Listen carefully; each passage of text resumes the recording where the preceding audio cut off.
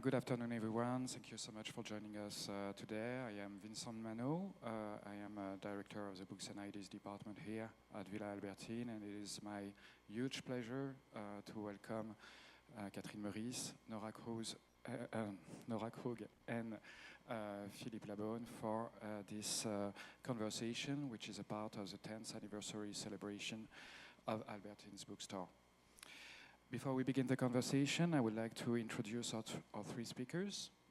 Catherine Meurisse first. Catherine Meurisse is a French illustrator, press cartoonist, and comic book author. She joined Charlie Hebdo in 2005 and has since contributed to various newspapers such as Libération and Le Monde. She has also published several comics and children's books. Her work includes the acclaimed Les Grands Espaces, published by Dargaud and winner of the 2019 Prix Artemisia, and La Légèreté, which will be published in 2025 by the New York Review of Books.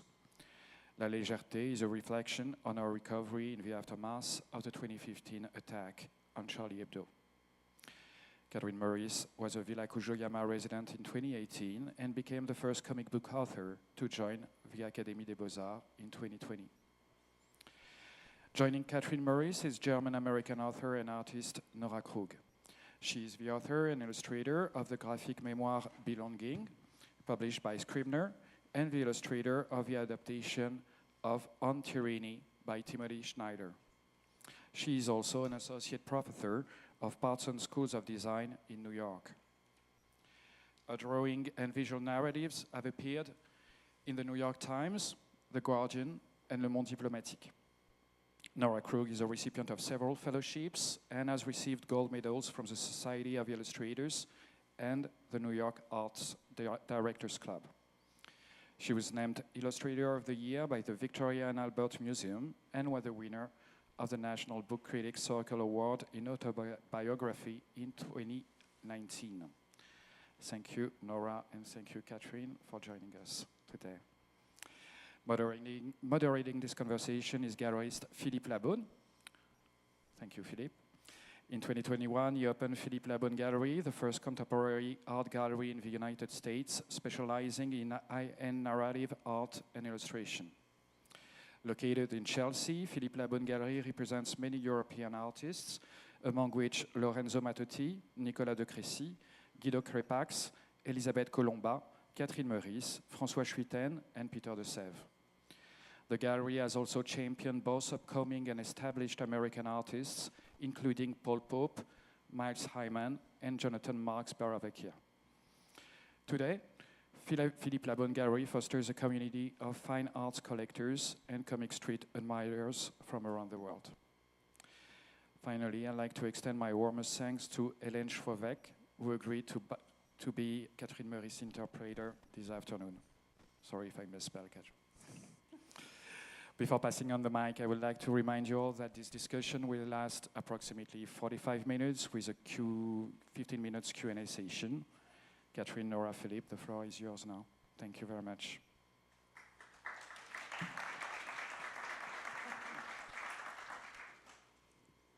I'm on. Good afternoon, everyone. It's a real pleasure to be here today. I want to dive in very, very quickly because we don't have that much time before we have a Q&A at the end. So I'm going to start with more of a general questions about drawing because subject is healing and drawing and healing. And it's an open question to both artists. Do you believe that compared to other form of expression, the format of the graphic novel is a perfectly suited medium to express work that is so deeply personal? I don't know who wants to start. Okay, thank you. I mean, illustration is a very personal medium. It's a very direct and visual medium. It's a medium that can really draw in the reader in a very different way, I think, than non-illustrated books can.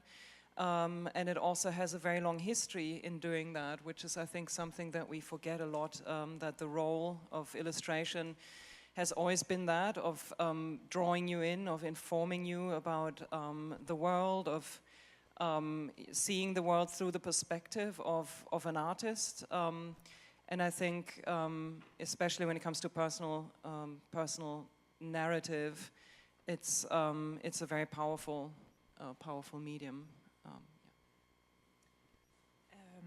Oui, il me semble que on dit souvent que la bande dessinée est un art mineur. Moi, je crois que c'est un art majeur. On peut tout faire avec la bande dessinée. On peut écrire, on peut dessiner, il y a tout. Voilà, bande dessinée. Le mot français est assez évocateur. Et on a un peu des super pouvoirs quand on est auteur ou autrice de bande dessinée. C'est peut-être aussi riche que de faire un film, mais ça coûte moins cher. Et on peut faire les effets spéciaux tout seul. On peut aller très loin, très profond. On peut être aussi très léger. Je crois que vraiment c'est un médium, il me semble, assez parfait. Et quand je plaisantais en disant que c'est un art mineur, je crois que justement c'est ça qui est formidable avec la bande dessinée, c'est que ça reste pas un art modeste, mais c'est quand même un médium, c'est un médium populaire, très populaire, mais qui permet de parler à énormément de monde en fait, donc c'est sa force. I think that a lot of people think that drawing cartoons and graphic novels is a minor art, not a major art. But I would disagree. I think that the art form is something that allows you both to write and to draw in order to present your message. And it's a very evocative art. And even the term bande dessinée in French is a very evocative term because it's something that connotes almost a kind of superpower within the art form itself. And in a way, I think the most comparable art would be film. But unlike film, it's a lot cheaper. And if you want to do special effects in a graphic novel or a comic strip, it's much easier to do than in a film. And it also is an art form that enables you to go as deeply as you want. It has that kind of flexibility. And in that way, it's really rather a perfect kind of art form. I think that when we say a minor art form, perhaps maybe it's in the sense of more modest. And it's a medium that is really a very popular medium, and it's accessible to all. Thank you. Another question that's an open question to both artists. Through dealing with trauma and all the unanswered questions that you have through the process of dealing with it, is there a eureka moment, a moment where you're like, I need to draw, I need to talk about it, I need to put my pen on the paper? Yeah, I mean, maybe just to talk a little bit about the nature of my books, which are all about history, war, and memory, and at least the three last books I've done. The first one, as was mentioned earlier, called Belonging, is a story about World War II and my German family history, me trying to find out what my grandparents did or didn't do under the Nazi regime, which is something that nobody in my family had talked about growing up. So documenting the process of trying to find out the truth, but also negotiating what that means to me as a German today, you know, to live with the legacy of the atrocities of the Nazi regime.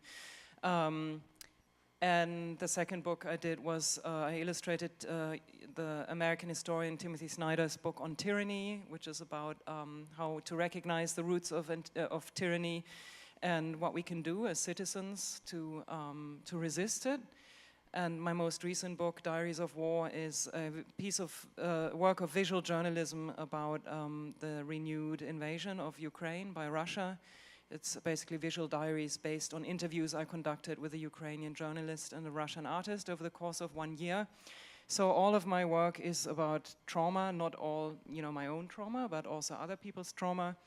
And to me, it's really the only way I can deal with the realities of the world. You know, when the war in Ukraine, the renewed invasion began, like many Europeans, I felt very desperate about it and helpless.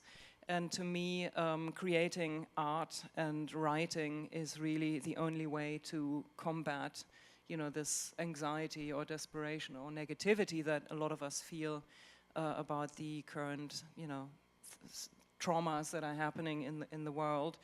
And so it's a compulsion almost. I feel like it's my only way in which I can deal with what's going on. And I remember in one of your interviews that I read, you were about 31 when you decided to go back to Germany and investigate, right? Is there something that made you at that age say, you know what, I need to know? Yeah, I think, it was really driven by the fact that I left Germany. I left Germany when I was 19 to study in the UK, and then I went back to Germany for 2 years, then returned, then moved to the US to pursue my master's degree. And it was only because I left that I realized that there were so many aspects of the war and the Holocaust that I had never confronted before, because suddenly I was the only German in the room, often, at parties. I was often confronted with understandably negative stereotypes towards Germans, which I would not have been if I had stayed in Germany. So suddenly I realized that by being German in a foreign land, I was confronted with my country's heritage in a very, very different way than I had been as I was living in Germany as a German.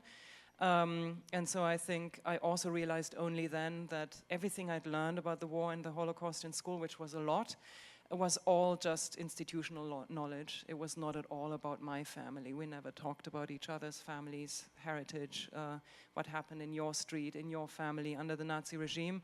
And I didn't even realize that that was taboo until I moved here and people started asking me, what happened in your family. And that was, I think, the point where I realized I needed to confront this head on a personal level. En ce qui me concerne, je crois que ce qui peut-être nous réunit dans cette histoire de trauma, c'est que la question de l'identité arrive très vite. L'identité allemande, c'était mon identité de dessinatrice. En ce qui me concerne, ma bande dessinée qui parle vraiment d'un traumatisme et c'est La légèreté. C'est un livre qui est sorti en France en 2016 et qui sera publié aux États-Unis l'an prochain.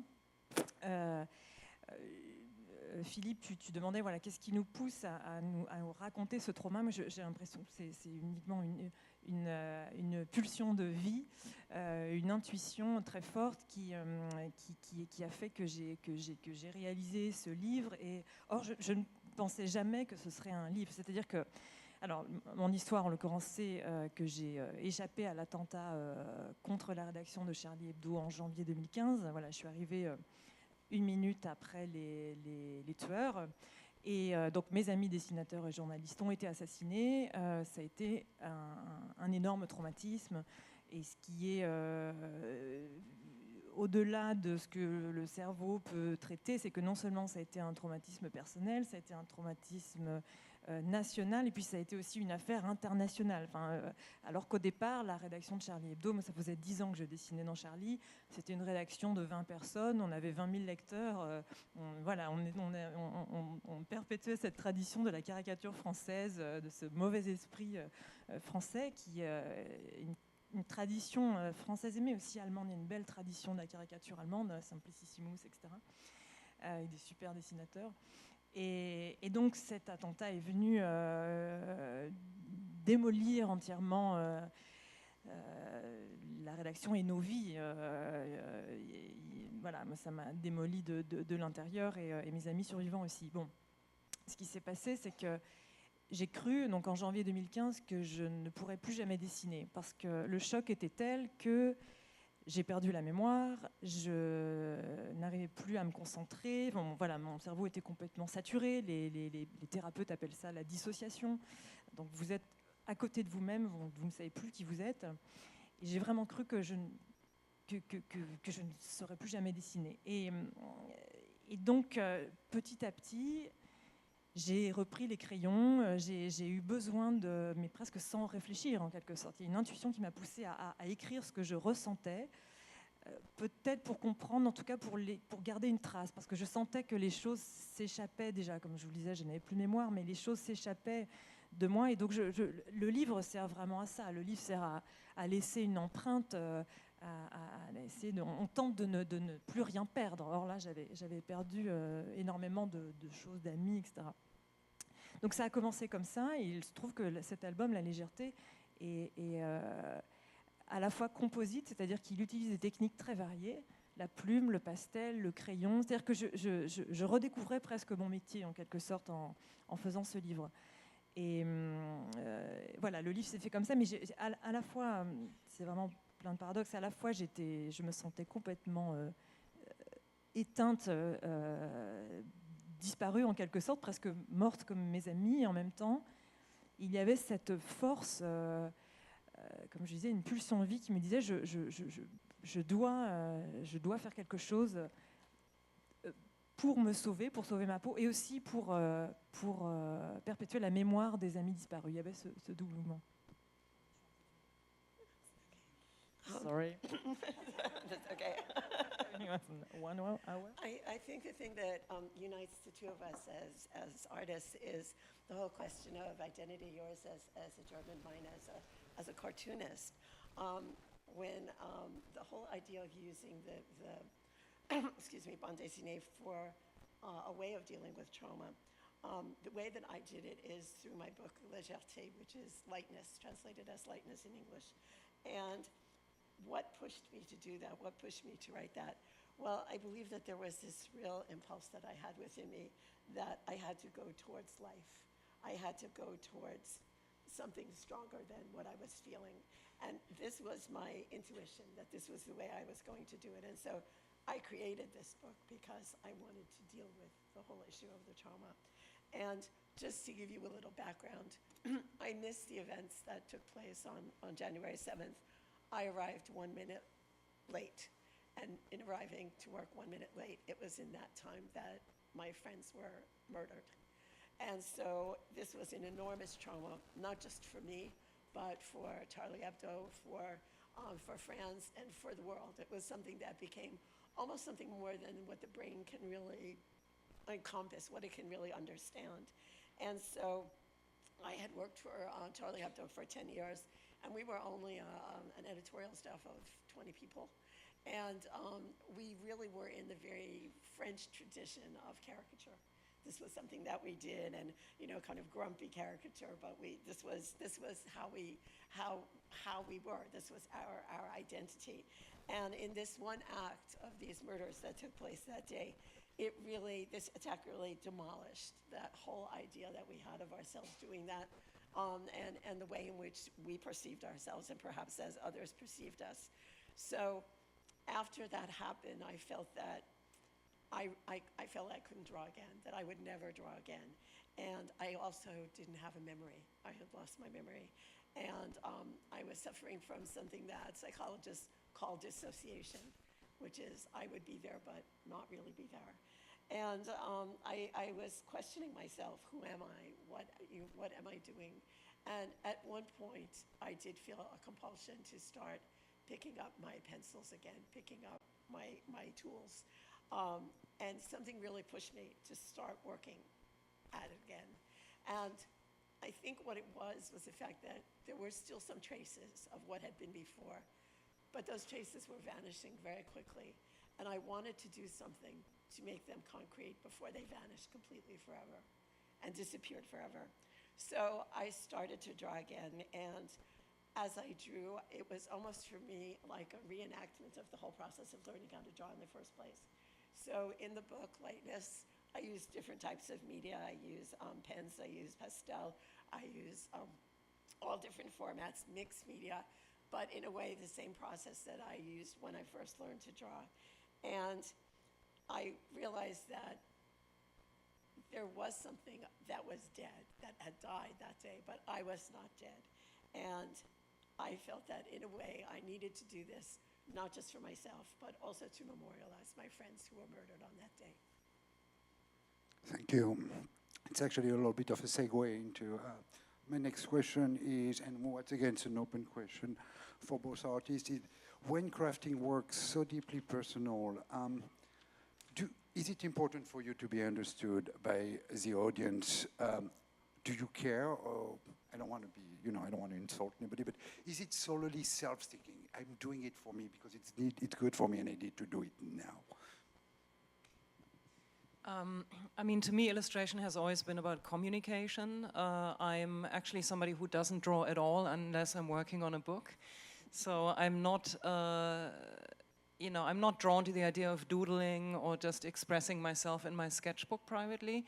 And I haven't drawn for months, and I don't miss it at all. So for me, it's really about creating images to tell a story that will be read. That's important to me to know. I mean, while I'm not thinking of the reader while I'm writing and drawing, it's important to me that the stories will be read. And so I think that the answer definitely to your question in my case would be yes, that's important. But then when I work, it's very important for me to think about why I'm telling the story. For every book I do, I think about the underlying deeper questions that draw me to the work or to the project. It's not only, in the case of my book, Belonging, it's not only that I wanted to find out what my grandparents did under the Nazi regime, but it was much more about questions of identity, like you said earlier. What does it mean to live with the legacy of your country's past? What's our role in that? Can we ever separate ourselves from the histories of our countries? What does identity mean? How are we shaped by history, and can we ever escape that? Or is there a way of separating ourselves from that? So with every new book, I try to articulate 5 questions that drive me to work on the new project. And then I try to tell a story that doesn't necessarily spell out these questions, but that relate to the questions, but in a poetic and not in an educational way. So I try to really get inside my head without thinking about the audience. But what I find very satisfying is when I feel that the readers don't necessarily think about the very personal stories in relation to just me. So this is what happened when I published my book, Belonging, and I talk about it in different countries, is that people are really looking at it as a universal story. And when I've lectured in Canada, people have talked about their complicitness in the first, the killing and destroying of the lives of First Nations people.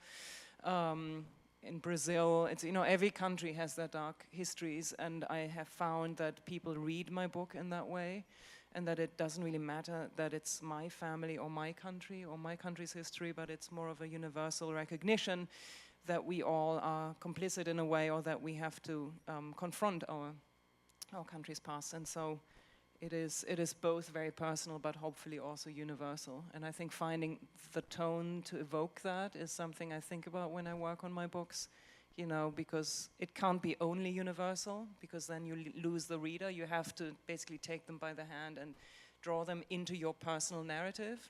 But at the same time, it can't be self-indulgent. It still has to have that quality of identification, I think, for the reader. En ce qui concerne l'album La Légèreté, donc qui parle vraiment de ce traumatisme concernant Charlie Hebdo, je n'ai absolument pas pensé à l'audience parce que, comme je le disais tout à l'heure, ce livre a été fait à l'instinct.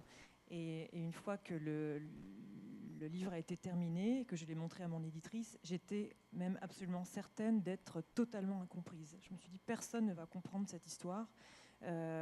C'est trop compliqué, c'est trop... personne ne va comprendre. Il s'est passé tout le contraire, c'est-à-dire que c'est un livre qui a été extrêmement partagé, ça m'a même complètement dépassée, donc l'audience a été très forte, mais au départ il y avait vraiment eu un acte, je crois qu'au départ de chaque livre il y a aussi un acte égoïste en quelque sorte. Si vous pensez trop à l'audience, si vous pensez aux lecteurs qui sont derrière votre épaule, vous ne dessinez pas, vous n'écrivez pas de manière assez spontanée ou décontractée, donc en ce qui concerne La Légèreté, c'est sûr, je n'ai absolument pas pensé aux lecteurs. Et pour les albums qui ont suivi, notamment les 2 d'après, The Great Spaces, enfin les grands espaces et La jeune femme et la mer, qui forment un peu une trilogie avec la Légèreté, même si je me dessine de moins en moins. Cette fois-ci, alors par exemple pour prendre Les grands espaces, qui a été publié après La Légèreté, dans La Légèreté, je me demandais qui j'étais. Dans Les grands espaces qui racontent mon enfance à la campagne, je me suis demandé d'où je viens. Là, j'ai pensé au lectorat. Enfin, il y a eu encore ce double mouvement, c'est-à-dire je pense d'abord à moi, Je vais chercher ce qu'il y a dans mes tripes, dans ma tête. Et par ailleurs, je vais quand même, par la même occasion, réfléchir à rendre mon récit intelligible, évidemment, à le structurer de façon à ce que les lecteurs me suivent. Et ça a été ça ensuite pour l'autre album, La jeune femme et la mère, pareil. Et je fais ça aussi pour mes albums actuellement, c'est-à-dire que à la fois, il est nécessaire de faire en sorte d'être compris, parce que la bande dessinée, il y a une grammaire, même si on peut être très très libre, il y a quand même certains codes à respecter. Mais je laisse aussi j'essaie de laisser une part de mystère, c'est-à-dire que ça ne me dérange pas si le lecteur ne me comprend pas. Si le lecteur ne comprend pas certaines choses, il fera travailler son imagination et se débrouillera. Et c'est pas grave si je ne suis pas toujours suivie. Donc une fois de plus, un paradoxe. Des contradictions, une ambivalence. L'artiste. I think at the beginning, in a way, you do have to be more of an egoist when you're writing, because if you're thinking constantly about how the audience is going to receive it, how the audience is going to understand it, are they going to understand it, then you lose your spontaneity. And you're going to be writing for them rather than writing the book that you want to write for yourself. And I think that with lightness, légèreté, I didn't write it for any thinking of any audience. I wrote it, it was spontaneous how it came out. And when I wrote it, I actually thought that it would never be a published book. And that if it would be a published book, that there would be very few people who would either read it or understand it. But I brought the book to my editors, and the absolute contrary thing took place. The book was understood and reached out and really went beyond me and what my original intention was in writing the book. When I wrote my next two books, and I kind of think of this as a trilogy, Green Spaces and then The Young Girl and the Sea, which is the second and third books. With Green Spaces, for me, I think in that book it was a little bit different, because in the first book, Légèreté, I was really examining the question for myself, who am I? What is my identity? But in Green Spaces, I was really thinking about where did I come from? And in doing that, I changed my focus slightly and did try to make my story more accessible to people who were reading it so that they were able to follow it. So in that sense, I did think about the audience in that, and then in the subsequent book, because I wanted the readers to be capable of knowing what the story was and to be understood by them. Now, all graphic novels, comics, they all have their own grammar, they all have their own codes, but what I also like to do is I like to leave some things unexplained. I like to leave some mystery, because I think it's important that there be some mystery so that the reader has to employ their own imagination to try and deal with what I've presented to them on the page through their own imagination. Thank you. I want to talk a little bit about self-censorship and especially when dealing with such personal work. You mentioned in one of the first pages of the book, how can you know who you really are if you don't know where you come from? I mean, that's, Nora, you went into an investigative work, and you were not, it doesn't seem like you were afraid of discovering what needed to be discovered. But for both of you, it's again an open question. At some point during the process of working on those two books, The Légèreté and Belong, did you ever thought about self-censorship to say, no, I cannot put that? Or did you do it because you don't want to feel too exposed, to feel too naked? It's strange, because in private, I'm not necessarily somebody who goes around and exposes everything, about myself, my personal life.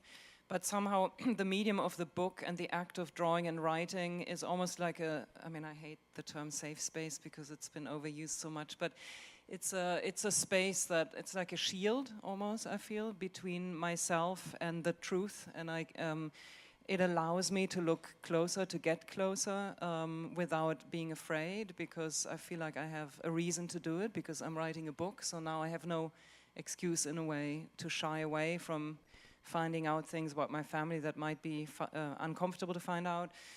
And I don't know, my curiosity was just much stronger than my fear. So for some reason, I wasn't at all afraid of what I would find out. I mean, I also knew that if anybody in my family had been a major perpetrator under the Nazi regime, I would have known that because those names are out in the open.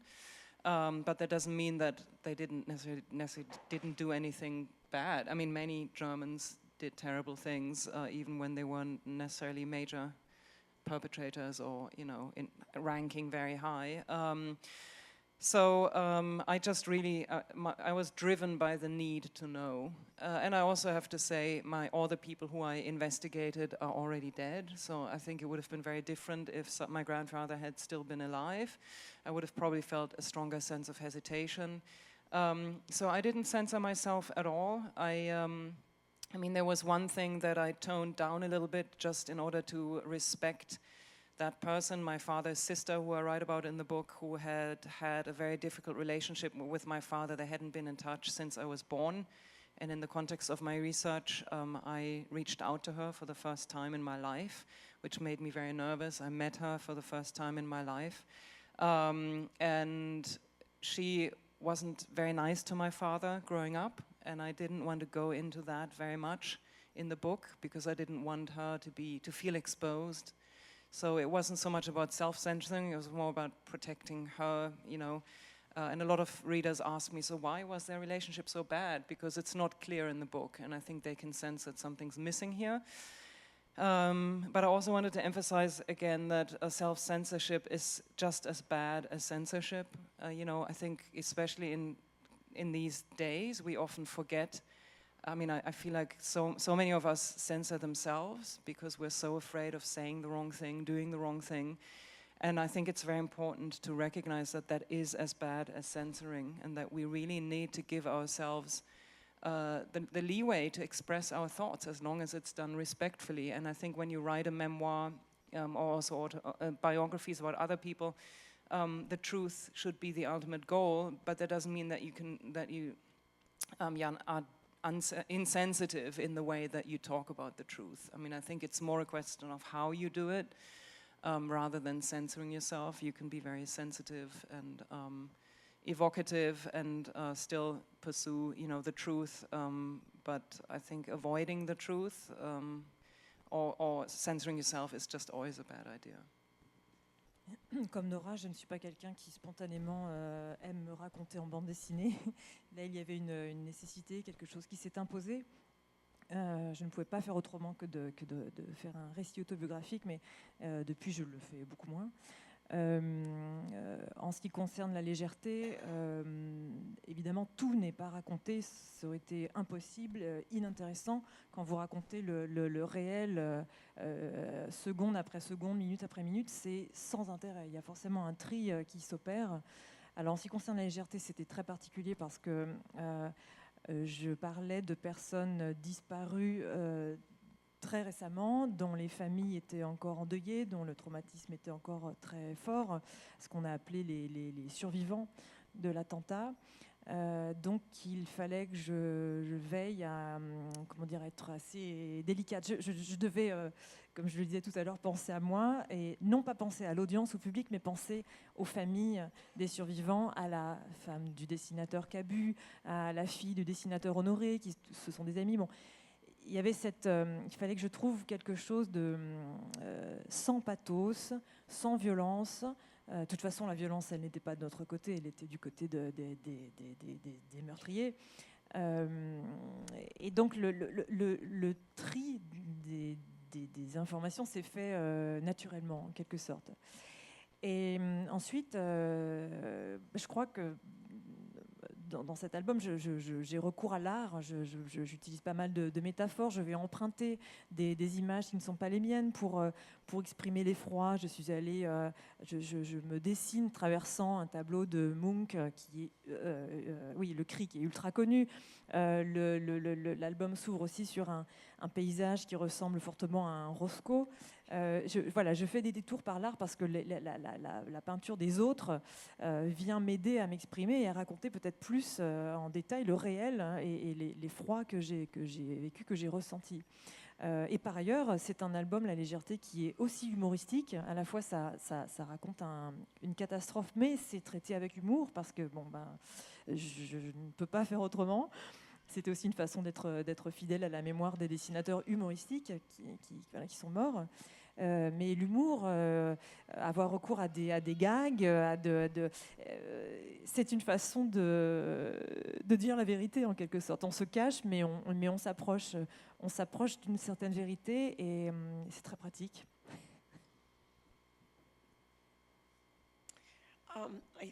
Excuse me. Pardon.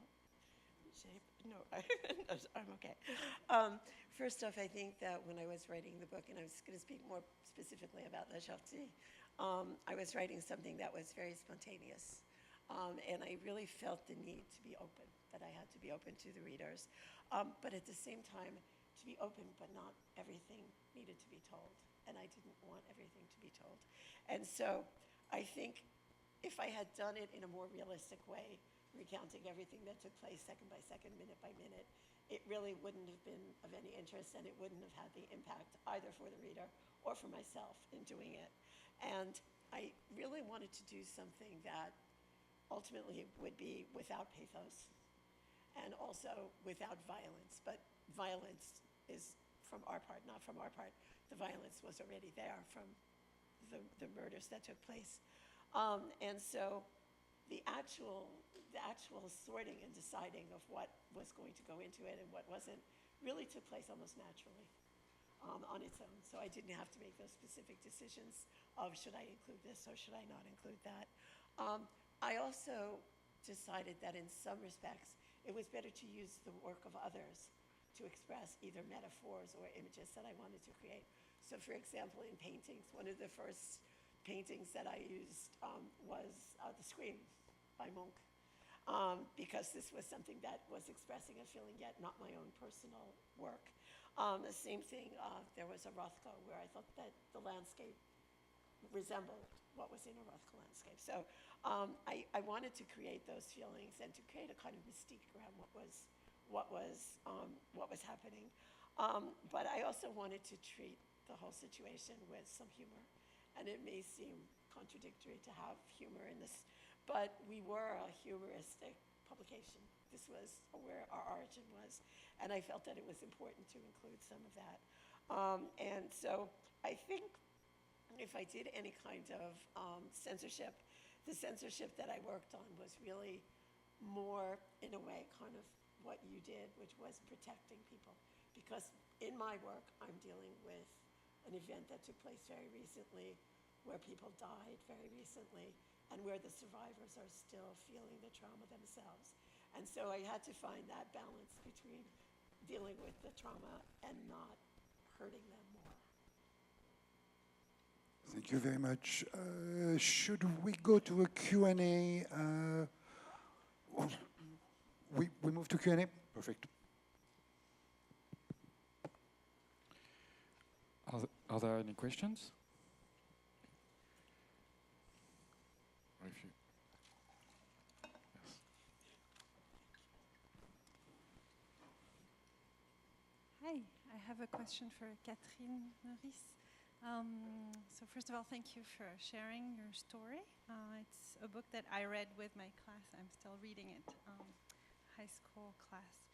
I was wondering if during the process you were stopped. Something stopped you in the telling of the story, and you had to then go beyond that obstacle, or was it just a flow of thought and work? Thank you.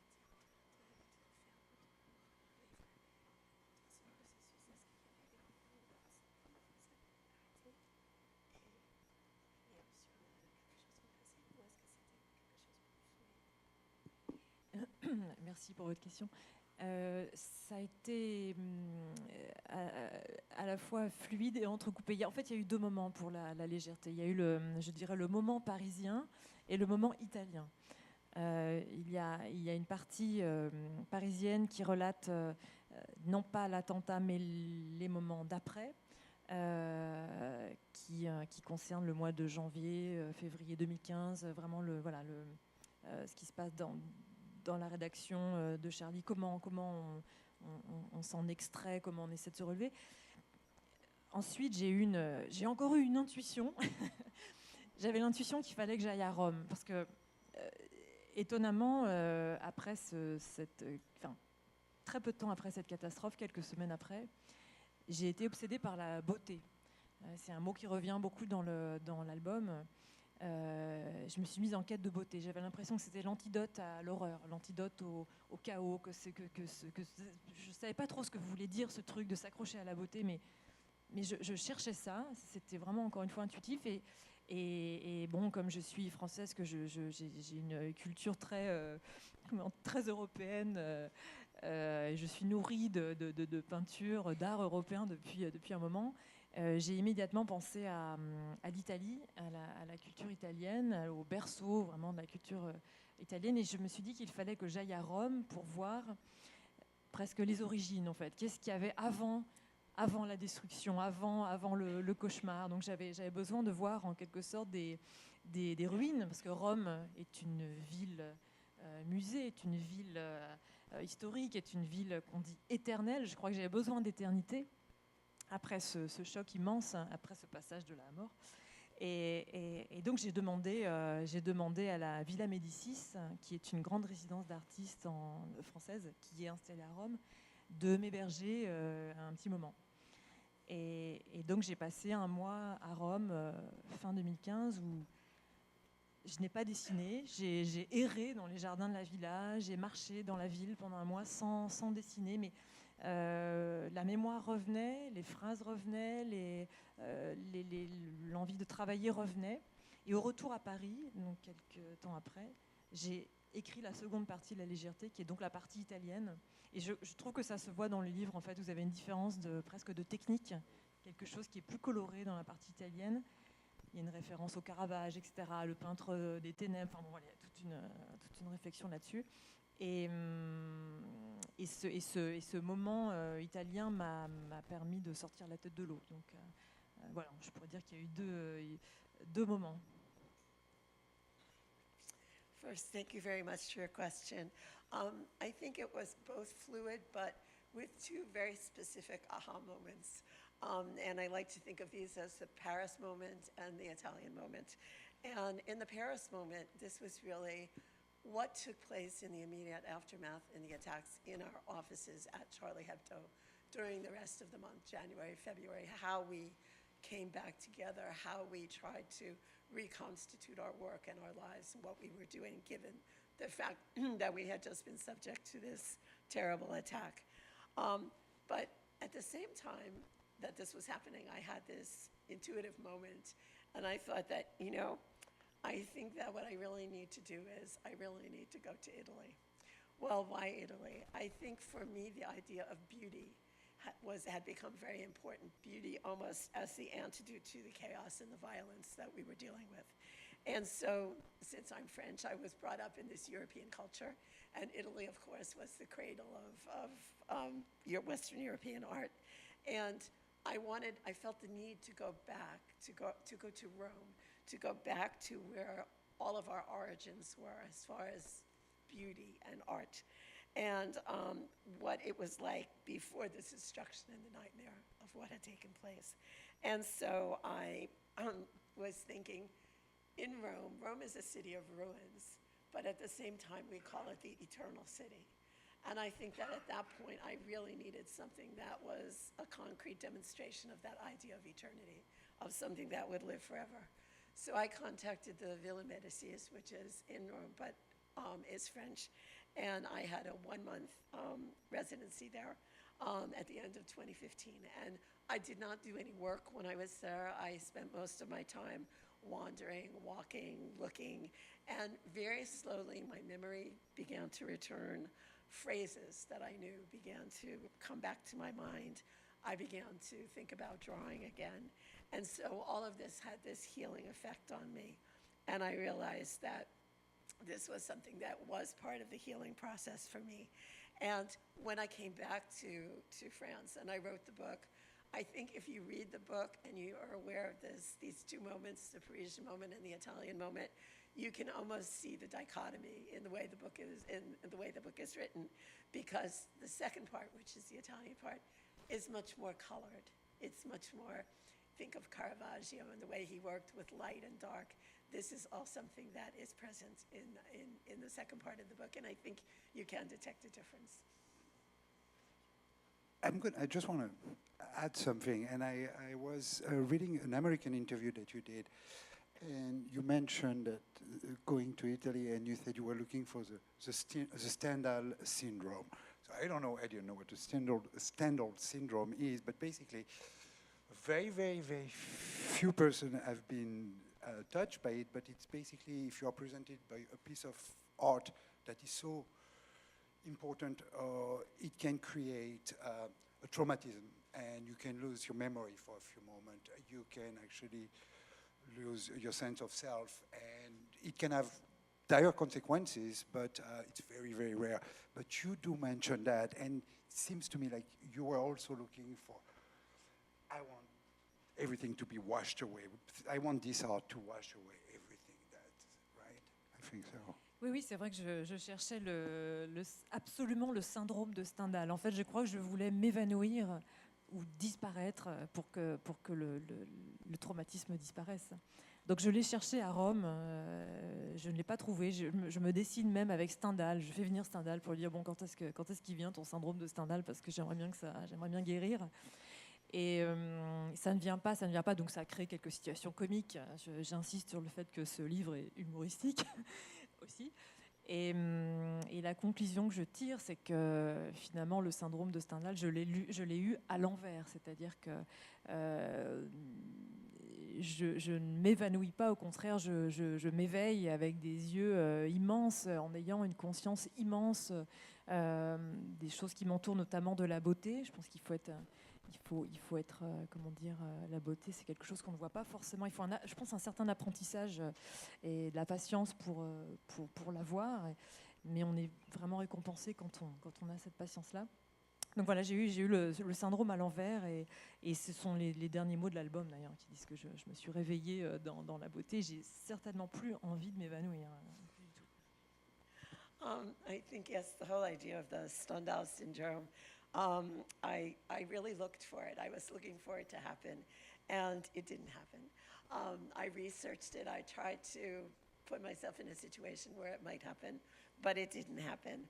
But in my course of searching for it to happen, some comic situations did take place. And I think that, don't forget that this book is also part comedy, and so it's important to remember that. But I think in thinking about it, what happened to me almost was the Stendhal syndrome in reverse. Rather than being confronted with such an amazing work of art that I fainted or I lost consciousness, I felt that what I was looking for was that work of art that was going to awaken me, reawaken me, and make me open my eyes wide-eyed, and really to be conscious of the incredible beauty that was present in what I was seeing. And I think, in speaking about beauty, there's a learning process to learn to see beauty and to appreciate it. And I think for me, my reverse Stendhal syndrome was in fact the ultimate result of my trip.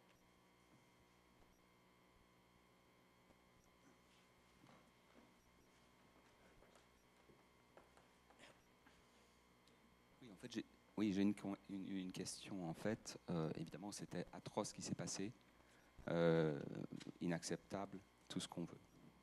Et d'ailleurs, je compatis, bien sûr. Mais est-ce que tout ça, ça a changé quelque chose dans la façon dont les Français caricaturent maintenant, de façon globale, des gens parce qu'on estime qu'ils ne sont pas comme ils devraient être? The question was, what took place was certainly something that was really atrocious. It was totally unacceptable. It was unconscionable. But my question is, did the events that took place and what happened, did they affect the way in which caricature is done? Did it affect the way caricature is done in France or more generally, overall? C'est une vaste question, c'est compliqué, je crois, de répondre, mais Il me semble qu'après cette catastrophe, beaucoup de dessinateurs se sont autocensurés. En tout cas, l'autocensure a été vraiment... on en a beaucoup parlé, même dans le milieu du dessin.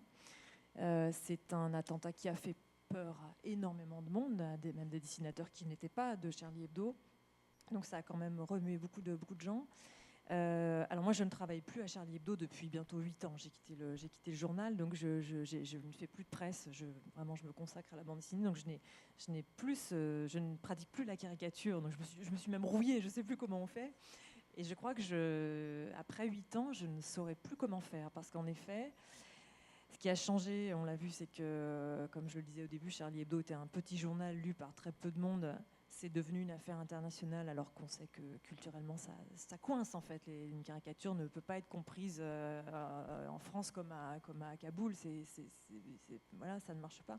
Or, les réseaux permettent une circulation des images comme ça, parfois de manière pas du tout positive.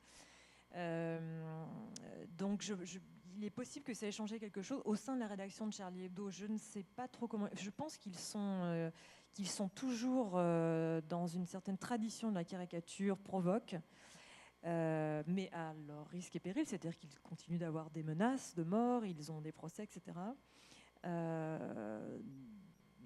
Par ailleurs, je crains que l'esprit, comment dire, cette presse qui est très libre et issue des années 70 en France, je crains que ce soit un esprit qui s'éloigne et qui soit terminé. Enfin, Cabu, Wolinski, même GB étaient des caricaturistes, des journalistes et aussi des poètes. C'était lié à la libération sexuelle en France, mai 68, etc. Bon, le monde a changé. Je pense qu'on n'a plus aujourd'hui de dessinateurs comme ça, qui sont en quelque sorte des poètes, qui peuvent être qui peuvent nous foutre des points dans la figure, mais qui par ailleurs peuvent être très délicats. Je pense que ça, malheureusement, c'est peut-être terminé. Je pense que si le directeur du journal Charlie Hebdo m'écoute, il doit me détester. Mais bon, je pense que malheureusement, je pense que je suis assez pessimiste en ce qui concerne la caricature et le dessin de presse. Ouais. I think that probably the first effect that really took place was many cartoonists censored themselves. And there was a lot of talk about this amongst us. And there was still a lot of fear. People were still being threatened. There really was a danger. And so this self-censorship became something very important to deal with. I myself left this world of journalism and caricature eight or 9 years ago, and I no longer practice caricature, and I have not done it for so long that I'm not even sure I would remember how to do it if I had to do it right now. But I would say that there are things that have changed. Remember, Charlie Hebdo was a small magazine that had a small readership, but it was understood in France in a way that perhaps it wouldn't be understood in a place like Kabul. And it's because because things are not understood in the same way, these pressures and particularly of threats is still something that's really omnipresent. I think within Charlie Hebdo itself, they're still trying to deal with that kind of provocative caricature it was their calling card for many years. But I think that maybe it's not quite as much as it had been in the past. And you also have, with the passing of artists like Kababu and Walensky, you also have people who were not just cartoonists, but they were journalists and poets all at the same time.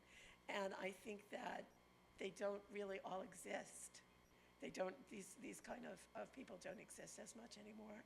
And I know that perhaps if anybody's here from the editorial office of Charlie Hebdo, they're not going to like my saying this, but I just think that things really have changed since then.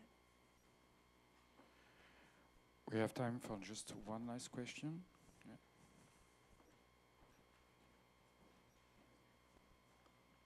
Merci beaucoup pour votre présentation.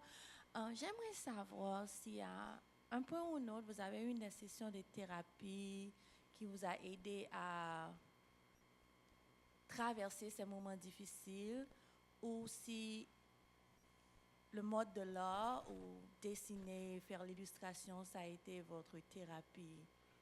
Et j'ai cru comprendre un peu votre quête de pèlerinage à Rome, que c'était comme une sorte de retraite pour vous, qui vous a aidé de vous ressourcer, peut-être de vous centraliser et trouver peut-être une lumière qui vous a aidé à traverser ces moments pénibles. Mais j'aurais aimé savoir si vous avez eu des sessions de thérapie aussi, parce que c'était vraiment grave. The question is, were there any forms of therapy that helped you to get through the experience? Because I know you've spoken a lot about the importance that art and drawing had, but also the whole idea of your trip to Rome, and which became almost a kind of pilgrimage there, and the light that you found there and what you saw there. Did this help you to centralize your feelings and to become more focused? Was it just that, or did you have some other form of therapy that also helped you to deal with the trauma? Yes. Je vais répondre rapidement Absolutely. et Dora pourra répondre. En ce qui me concerne, alors évidemment l'art et la création m'a permis ce travail de bande dessinée, d'écriture m'a permis de transformer ce réel qui était une grande violence, une grande laideur. Donc il y a vraiment eu un processus de transformation à travers l'art aussi, de regarder l'art, à la fois d'en faire et de regarder. Ça a été vraiment un processus de transformation. Par ailleurs, j'ai quand même eu besoin d'une thérapie pour vous répondre très concrètement. Alors en ce qui me concerne, la psychanalyse était impuissante parce que j'avais fait quelques années d'analyse. J'ai tout arrêté juste après l'attentat parce que je crois que de parler de mes parents, etc., de ma mère, de l'Oedipe, ça n'était plus l'objet ça ne servait à rien. Donc j'ai fait une thérapie qui s'appelle EMDR. Je crois d'ailleurs que c'est une thérapie qui vient des États-Unis, qui a été découverte en quelque sorte, qui a soigné notamment les vétérans du Vietnam, qui est une thérapie qui soigne les victimes de guerre. Et c'est assez proche de l'hypnose, et c'est en quelque sorte avec un mouvement des yeux, plus une sorte de déconnexion du cerveau, enfin un processus particulier. Vous ouvrez une porte immédiate sur l'inconscient, ça vous fait économiser 15 ans de psychanalyse, je recommande. Et non, ça a été une découverte, je ne connaissais pas ce type de thérapie. Et j'ai eu recours de nouveau à ce type de thérapie à chaque fois qu'il y a eu des rechutes. Par exemple, lors du procès il y a eu un procès donc de l'attentat de Charlie en 2020. Il y a eu un procès récemment, là au mois de septembre. Voilà, j'ai recours à cette thérapie. I think that I really did need another form of therapy. Art was very helpful. It enabled me to transform something that was surreal into something that I could deal with, and I could deal with it through art. However, a more formal form of therapy was also necessary, and prior to this, I had done some psychoanalysis, and I had stopped shortly before the events that took place, and it didn't really seem much point to be on the couch talking about my relationship with my mother. That didn't really seem to be going very far. So, but following the attacks, I did use EMDR, EMDR. I did another form of therapy, EMDR, which was developed in the U.S. and was used originally to help Vietnam veterans cope with their post-traumatic stress. And I think it's something that has a physicality to it. It works with the eyes, with certain kind of movements, and it's something that really helped me. And I find I go back to it whenever I have a lapse, and these lapses sometimes take place, for example, when the perpetrators of the attack were on trial. This brought back a lot of the trauma, and so once again I resorted to it, and I can highly recommend it, and it goes much faster than 15 years of psychoanalysis. Maybe, so basically this last question. I think it's the same thing. It's pretty much was my last question, but it was bottom line, was this personal work therapeutic? Did it help you? So my situation obviously is very different from yours because I haven't experienced trauma directly. I mean, it's more, secondhand trauma, but then again, for a German to talk about trauma in the context of the Second World War is also tricky because it could be interpreted as me trying to victimize Germans, where it was Germans who brought the trauma upon themselves.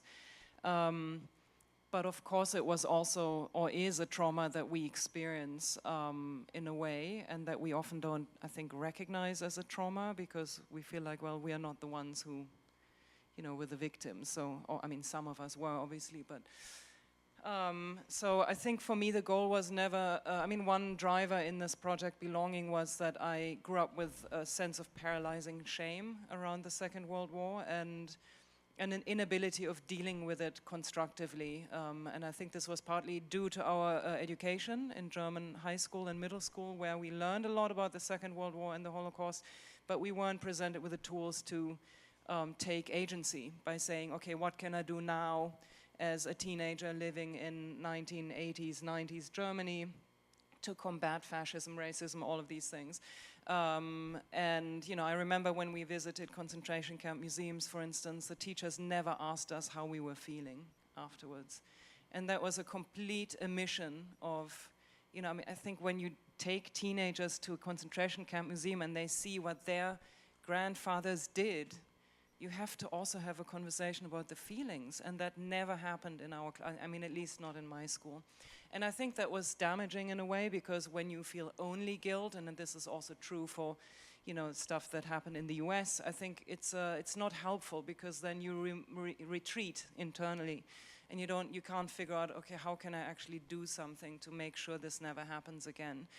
And so I think making the book was a way of dealing with the inherited guilt more constructively, but it was not a form of overcoming it, because that would have been, I think, the wrong approach, because what Germans did is unforgivable, and you can't ask for forgiveness for that kind of thing. And so the goal was never to feel freed from guilt. It was more about how can I be more constructive about it. And I think for me, the solution was to approach it from a personal lens, you know, to really go into my family, because then I felt like, okay, I did everything I could have done to confront what happened in my family. Of course, there's always so much you can find out, and not everything is ever documented in somebody's life. But so I wouldn't say that it was therapeutic for me. It was more, I mean, maybe it was therapeutic in the sense that I learned to confront this inherited guilt in a more constructive way, but it's certainly not gotten rid of the problems. And I think for me, my work in general is not, even though it's all about war and memory and you know, and trauma, it's not about healing. It's more about confronting. You know, I do work on subjects that disturb me and that scare me, in order to confront them better, but not necessarily in order to heal. Si j'ai bien compris ce que disait Nora, en effet, est-ce qu'on guérit vraiment, le terme de cette conférence, voilà, il y a healing. Est-ce qu'on healie vraiment? Non, est-ce qu'on guérit vraiment? Je ne suis pas sûre. Non, ça prend toute une vie. Je crois que la guérison n'existe pas. I think, to follow up on what you said, the broader question was, are we ever really healed from it? De la même manière, on m'a souvent demandé, est-ce que faire ce livre vous a... Non, parce que dans la bande dessinée, je dis que je cite Dostoïevski qui dit « La beauté sauvera le monde ». Et on me disait souvent, est-ce que la beauté vous a sauvé? Et I'm sorry, but la réponse est non. On ne peut pas être sauvé, je ne crois pas. Et peut-être que c'est tant mieux, parce que ça va nous pousser à faire d'autres livres. I think when I was doing the book, I came across a quotation from Dostoevsky that beauty saves the world. And I have to say that based on my experience, it doesn't. But perhaps the fact that it doesn't, it gives us the impulse to create more books and more work. Thank you very much. And thank you, Nora. Thank you, Catherine. Thank you, Philippe.